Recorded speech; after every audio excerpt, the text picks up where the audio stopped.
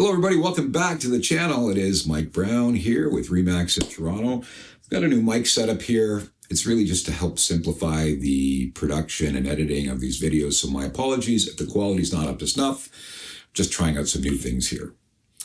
Today, I've got a human interest story, or a real estate human interest story that I thought I'd bring to you. For those of you who are not aware, there is this project called One Bloor West. Yes, it's right at the southwest corner of Bloor and Yonge, probably the preeminent real estate location in the entire country. It's all about location, location, location. And it used to be a clothing store called Stollery's. For decades, it was owned by that family. I think it was a men's clothing store. And back in 2014, the property was sold to a developer for $300 million. I'm sorry, say that again? With the intention of building Canada's first truly high-rise residential structure. I believe it was going to be over 80 stories. So purchased in 2014, pre-sale started in 2017. Approximately 325 agreements were written. And then the project fell into receivership and bankruptcy, and the original developer lost control of it because it was mismanaged. Apparently, he had racked up approximately $2 billion in debt for what he had constructed thus far, and the project got shut down. In 2023, I believe, a bankruptcy court in Ontario awarded the project to Tridel, who we've all heard of before. They're a very large developer here in southwestern Ontario, maybe even across the country and the world, I don't know. But it was originally, Tridel was the Delzato family. I don't know if you've ever heard of them. I believe they still operate or run a portion of it, but it's been in existence for decades here in the city of Toronto and is responsible for building a lot of condominiums and other projects, mixed use throughout the city. Anyhow, they've retained the project. They're going to rebrand and remarket it. And a couple of weeks ago, the Ontario Supreme Court ruled that of the 325 contracts that have been written in 2017, 315 of those contracts were canceled. The deposits were remitted back to the purchaser with interest. And only 9 of those contracts were retained. Kind of makes you wonder who owns those 9 deals and why did they get to keep them? And why did they get to keep them at the price they paid for them back in 2017? How do rich people get so rich anyway? So the question is, what did they pay in 2017? I mean, we all know if you bought a pre-sale condo after 2020, you're probably underwater. In 2017, you probably had a bit of margin of growth between the price you paid and where the actual market value might be. And by the way, this project isn't going to be set for occupancy until early 2028. So there is still some time for the market to either sink further or perhaps gain some ground. Anyway, I digress. On the surface, it sounds like a good deal. There's a lot of pre-sale condo buyers out there who would love to get their deposit plus interest right now, right? That only makes perfect sense. But again, these properties or these contracts were done in 2017. What did they pay back in 2017? Well, the cost per square foot on average back at that time for new construction, I would guess was still under $1,000 a foot. But bear in mind, this is the preeminent location in the country. And they paid a preeminent price. They paid over $1,800 per square foot. Really? Really? For those contracts or for those condos that they purchased.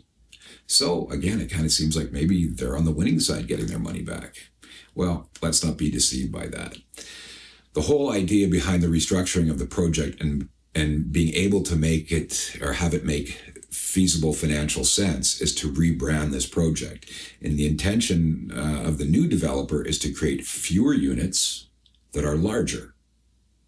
And therefore, they believe they'll be able to sell them for substantially more per square foot, which is why they canceled the ones at $1,700. Now, these 315 buyers will have 45 days prior to the official relaunch of the project. First right of refusal on these units or the new units, because a lot of them are being reconfigured due to the budgetary constraints and the debt that was incurred by the previous developer.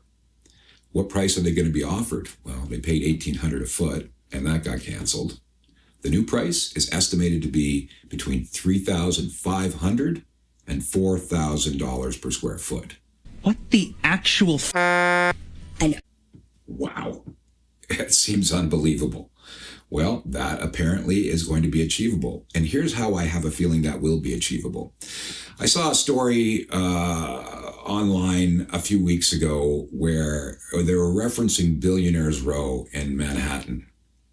And basically, it's a series of new condo structures that have gone up over the last 10 years, mega high, small floor plate, basically 1 or 2 units per floor. And the fact that over 80%, maybe even 85% of the ownership had never even seen these units or lived in them. In other words, they were uber rich. They likely had residences around the globe. And more importantly, they saw these as opportunities to land bank. The prices will never fall. The price will only go up. And I think this might be the first project in our country that is sort of following that development model.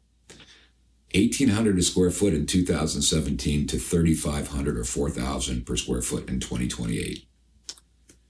I guess we're going to see who's going to be living there. It's not going to be me.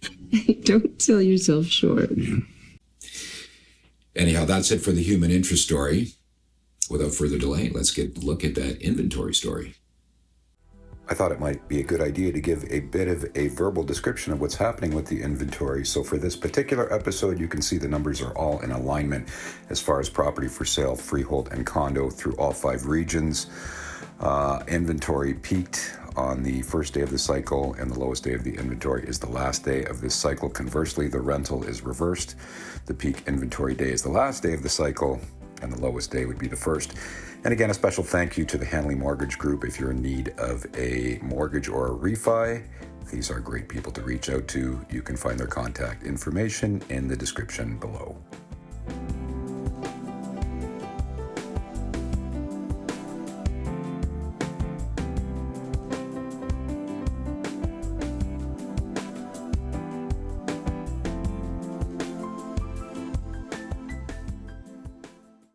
So here's what's caught my eye in the inventory. Generally speaking, as we get closer to the holiday season, you see the inventory start to draw down. Incidentally, I believe the ad-libs numbers are also going to see the sales contracting, which is also kind of typical of this time of year. We'll have that information up on the website in the next week or so. But more importantly, that rental inventory, it keeps catching my eye. We've all heard there's going to be a massive influx of properties, in particular small condos, available for rent in the coming year. Could this be the sign of that inventory coming like a tidal wave? They're here. Well, I'm not sure if Carol Ann's right about that, but obviously we're going to find out as the new year approaches. Anyhow, that does it for this one. Until the next episode, this is Mike Brown with RE/MAX, uncovering the real state of real estate here in the GTA and Southwestern Ontario.